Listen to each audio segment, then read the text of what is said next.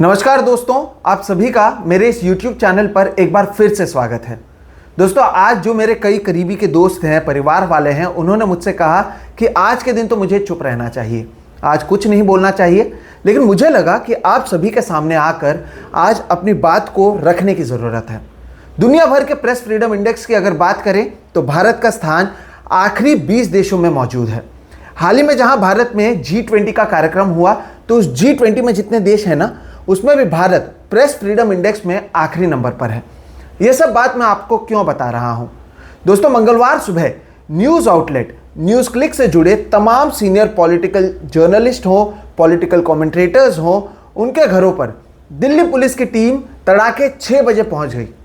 Police कभी इसे red कहती है, कभी पुलिस कहती है ये सर्वे है, जबकि हकीकत यही है कि जो कुछ हुआ है इसे केवल और केवल दोस्तों रेड कहा जा सकता है। तमाम पत्रकारों के लैपटॉप और दूसरे इलेक्ट्रॉनिक आइटम्स को पुलिस ने सीज किया है। और जब मैं ये खबर कर रहा हूँ उससे कुछ मिनट पहले ही हमें पता चला है कि चाहे अभिसार शर्मा हो, अनिंदो चक्रवर्ती हो या फिर उर्मिलेश जी हो, इन तीनों को घंटों तक पूछताछ के बाद अभी पुलिस ने छोड़ दिया है। दोस्तों, जिन लोगों के घरों में रेड हुआ है उनमें video journalist Abhisar Sharma, senior journalist Bhasha Singh, veteran journalist Urmilesh ji, NewsClick के editor Prabir Purkayastha, writer Geeta Hariharan, renowned journalist Anindyo Chakravarty, activist और हिस्टोरियन सोहेल हाशमी और सटायरिस्ट और stand up comedian Sanjay Rajaura शामिल हैं।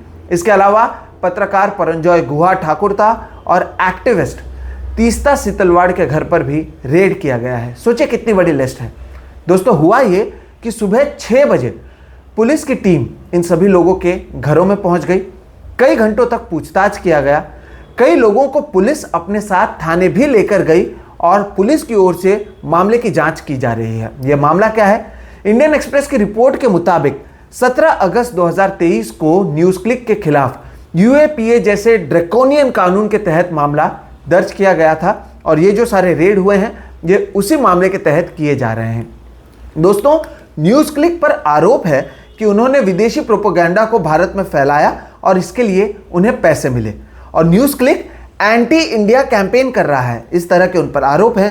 5 अगस्त को न्यूयॉर्क टाइम्स ने एक रिपोर्ट छापी थी जिसमें उन्होंने दावा किया था कि American businessman Neville Roy Singham ने दुनिया भर के ऐसे कई संस्थान हैं जिन्हें फंड किया ताकि वो चीनी सरकार के प्रोपेगेंडा टूल के तहत काम करें।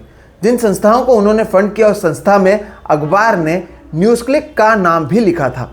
दोस्तों, 5 अगस्त को यह खबर छापी गई थी और 7 अगस्त को न्यूज क्लिक ने एक बयान जारी कर इन सभी आरोपों को झूठा और आधारहीन बताया था। उन्होंने चीन के लिए काम करने के दावे को गलत बताया था और कहा था जो भी काम उनकी वेबसाइट पर हो रहा है वो केवल और केवल भारत के कानून के तहत वो काम कर रहे हैं। अब दोस्तों, ये पूरा मामला है और इसी के तहत मंगलवार सुबह से ये रेड कई जगहों पर किए गए। लेकिन अब इन कार्रवाइयों को लेकर कई सवाल उठ रहे हैं और मैं इन सवालों को आपके सामने पेश करना चाहता हूं। दिल्ली पुलिस का किसी के भी घर पर तड़ाके सुबह 6 बजे पहुंचने का क्या मतलब है? इसके जरिए वो क्या साबित करना चाहते हैं? ये पत्रकार हैं, ये देश का बड़े पत्रकार हैं जिनके घर पर ये पुलिस के जो अधिकारी हैं वो पहुंचे थे। दोस्तों, जिस न्यूयॉर्क टाइम्स ने ये आर्टिकल किया था उसमें उन्होंने, जैसे कि मैंने बताया, American businessman Neville Roy Singham के नाम का जिक्र किया है। आप ही सोचिए कि अगर ये American businessman Neville Roy Singham गलत काम कर रहे हैं, अमेरिका का जो दुश्मन है चीन, उसका वो प्रोपेगेंडा कर रहे हैं, तो फिर अब तक अमेरिका ने उन पर कोई कार्रवाई क्यों नहीं की है? अब तक जो मुख्य आदमी है उन पर अमेरिका जैसा देश जो है उन्होंने कोई कार्रवाई नहीं की है और भारत जो मदर ऑफ डेमोक्रेसी है वहां पर पत्रकारों के घरों में पुलिस सुबह 6 बजे पहुंच जा रही है। मंगलवार सुबह पत्रकार अभिसार शर्मा और भाषा सिंह ने ट्वीट कर बताया कि उनके मोबाइल फोन और लैपटॉप को पुलिस ने जब्त कर लिया है, उसे सीज कर लिया है। इन इलेक्ट्रॉनिक डिवाइसेस को सीज करने के लिए एक जुडिशियल प्रोसीडिंग होती है दोस्तों, एक कानूनी प्रक्रिया होती है जिसका पालन करना पड़ता है। क्या वो सारी चीज़ें यहाँ पर की गई हैं? इसके बारे में कोई जवाब नहीं मिला है। इन पत्रकारों के पर्सनल डिटेल्स, पर्सनल डेटा इन इलेक्ट्रॉनिक डिवाइस में मौजूद होते हैं जिसका शायद आगे जाकर कोई दुरुपयोग कर सकता है। उसके लिए पुलिस क्या कर रही है उसके बारे में कोई जानकारी नहीं मिली है। दोस्तों, न्यूज क्लिक से जुड़े ऐसे कई पत्रकार हैं जिनके घरों पर रेड की गई। न्यूज पोर्टल क्विंट से बात करते हुए न्यूज क्लिक के एक पत्रकार ने उन्हें बताया कि पुलिस ने सुबह उनके घर पर आकर उन्हें एक सर्च वारंट सौंपा। उसमें यूएपीए एक्ट और धारा 153A का जिक्र था। पुलिस वालों के सवाल को आप देखिए, जो पत्रकार हैं जिनके घर पर ये पुलिस वाले पहुंचे थे, जिसकी बात क्विंट कर रहा है, उनके सवालों को आप देखिए। पुलिस वालों ने इस पत्रकार से पूछा कि आपने किसान आंदोलन, दिल्ली में हुए दंगे और कोरोना काल को किस तरह से कवर किया, क्या आपको इसके लिए अलग से पैसे मिले? अब दोस्तों इधर आपको बताना, आप ये बताइए कि अगर कोई कोरोना जैसे भयानक समय में जब मजदूर सड़कों पर थे, क्या उसे कवर नहीं किया जाना चाहिए था? या कहीं पर कोई दंगा होता है या फिर अपने ही देश के किसान सड़कों पर आंदोलन करते हैं, तो क्या उसे कवर नहीं किया जाना चाहिए? या फिर जिस तरह से ओल्ड पेंशन स्कीम के आंदोलन को मेन स्ट्रीम मीडिया ने गायब कर दिया है, इसी तरह से इन सारी खबरों को भी नहीं चलाया जाना चाहिए था या इसे नहीं किया जाना चाहिए था?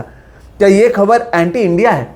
इस तरह की खबरें देश के खिलाफ नहीं है दोस्तों, बल्कि जो आम आदमी है, सामान्य लोग हैं, उनके मुद्दों को ये पत्रकार आपके सामने रख रहे थे। इसे लेकर अब उनसे सवाल पूछे गए।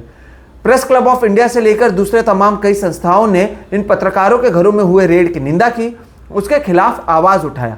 लेकिन इस सब के बीच गोदी मीडिया का एक बहुत बड़ा तबका इन रेड को लेकर खुश है। सोशल मीडिया में अलग अलग तरीके के मीम बनाए जा रहे हैं। गोदी मीडिया के एंकर चाहे कितनी भी कोशिश करें, वो अपनी खुशी को नहीं छुपा पा रहे हैं। इस तरह की कार्रवाई में आप एक पैटर्न देखेंगे। बीबीसी जब इस सरकार के खिलाफ डॉक्यूमेंट्री करता है तो उनके यहाँ पर रेड किए जाते हैं।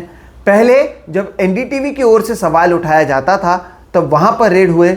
न्यूज़ क्लिक की अगर बात करें तो वहाँ पर तो इससे पहले भी रेड हुए हैं और एक बार फिर से जो उनके पत्रकार हैं वहाँ पर रेड किए जा रहे हैं। लेकिन इसके विपरीत दोस्तों, जो सरकार की गोद में जाकर बैठा हुआ है वो सुरक्षित है। अन्वय नायक नामक एक आर्किटेक्ट ने रिपब्लिक टीवी के अर्नब गोस्वामी का नाम अपने सुसाइड पत्र में लिखा था।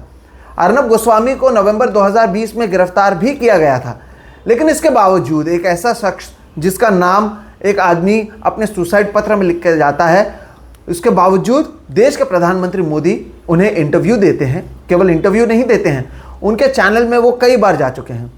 सुधीर चौधरी तो तिहाड़ की हवा भी खा चुके हैं। 100 करोड़ के एक्सटॉर्शन का वीडियो भी आप सभी के सामने आ चुका है। हर रोज़ नई तरीके की जिहाद को वो आप लोगों के सामने पेश करते हैं, लेकिन इसके बावजूद प्रधानमंत्री मोदी वहाँ पर जाते हैं, इंटरव्यू देते हैं। जैसे कि मैंने कहा, ये एक पैटर्न है दोस्तों जो न्यूज़ क्लिक के साथ हो रहा है। वो इस सरकार के एक एक्सपेरिमेंट के तौर पर आप देख सकते हैं, क्योंकि पहले पत्रकार सिद्दीक कप्तान के खिलाफ इन्होंने यूएपीए का मामला दर्ज किया था। उन्हें लगभग 28 महीनों के बाद बेल मिली। अब इसी को आगे ले जाने की कोशिश ये सरकार कर रही है। आने वाले 2 महीनों में कई राज्यों में चुनाव होने वाले हैं। उसके पहले अब पत्रकारों को डीमोबिलाइज करने की ये कोशिश इनकी है, ऐसा मैं समझता हूँ। इस तरह के विदेशी फंडिंग या फिर देश को खतरा वाला ये जो मुद्दा है, ये नया नहीं है।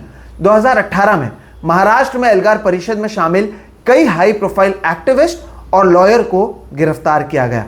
उन्हें उस समय अर्बन नक्सल बताया गया। वरावरा राव को किस तरह से सताया गया था, उन्हें एक स्ट्रॉ तक नहीं दिया गया था, ये आप सभी को पता है। क्या हुआ उस केस में? अब एक बार फिर से प्रधानमंत्री मोदी अर्बन नक्सल की बात करते हैं, जबकि जब पूछा जाता है पार्लियामेंट में अर्बन नक्सल के बारे में, टुकड़े टुकड़े गैंग के बारे में, तो सरकार वहाँ पर लिखित में जवाब देती है कि ऐसी किसी भी चीज़ की जानकारी उनके पास मौजूद नहीं है। पत्रकार गौरी लंकेश को साल 2017 में उनके घर के बाहर मार दिया गया। तब से इस पूरे मामले की जांच लगातार जारी है। कुल 9000 पन्नों की चार्जशीट है, लेकिन फास्ट ट्रायल की मांग होने के बावजूद अब तक सही से इस मामले की हियरिंग नहीं हो पाई है। पिछले महीने द हिंदू में छपे एक आर्टिकल के अनुसार इस पूरे मामले में जहां 530 विटनेस मौजूद हैं, तो वहीं जब से इस ट्रायल की शुरुआत हुई है तब से अब तक केवल 83 लोगों के ही डिपोजिशन पूरे हो चुके हैं। सोचिए आप, ये मामला कब का है, अब देश कहां से कहां पहुंच गया। उस समय ये बड़ा बवाल हुआ था, लेकिन अब तक इस मामले का जो ट्रायल है वो पूरा नहीं हो पाया।